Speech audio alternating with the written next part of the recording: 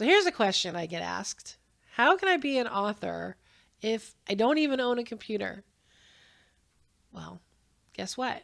You don't actually have to write to be an author. Uh, if you have a cell phone, if you have some type of recording device, a digital recorder, a camcorder, something that can record you, you actually can speak your book or tell your story. There needs to be a presentation style to it. You can't just, it's not like you're on the telephone with a friend saying, and then he said, and then I said. That's not great reading. But if anything that has been presented, or at least is created in a style where it could be presented to a live audience, easily can be turned into a book. So you don't have to actually write, actually have to punch keys on a keyboard in order to author a book. You can come up with a presentation that gets across the same message that you'd like to have in a book, and then you can either transcribe it and edit it yourself. You can send it to someone like us who will transcribe it, edit it. It's helpful to have probably also a developmental editor take care of it. So that's one of the things that we do in our process is we not only look at what you've said, but whether it's in an order that makes it easy to read, because sometimes a lot of the presentations we work on, what might come across a certain way on a video or in a speech doesn't necessarily translate into easy to read. So sometimes we move things around to make them easier to read.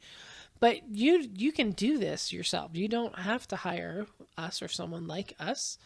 If you're good at writing and you just don't have your computer yet, you can, get the transcription done. Now, without a computer, that part's going to be more difficult. You're going to have to hire someone to get you that transcription. But if you are an old school, I like to work with pen and paper kind of person, you can either write it with pen and paper, or you can,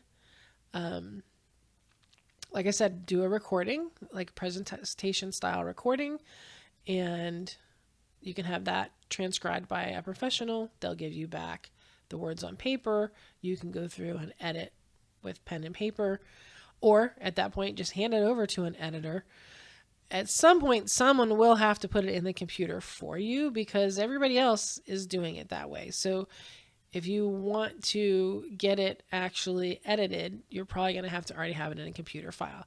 If you want to upload it to Amazon, you're absolutely going to have it in a computer file.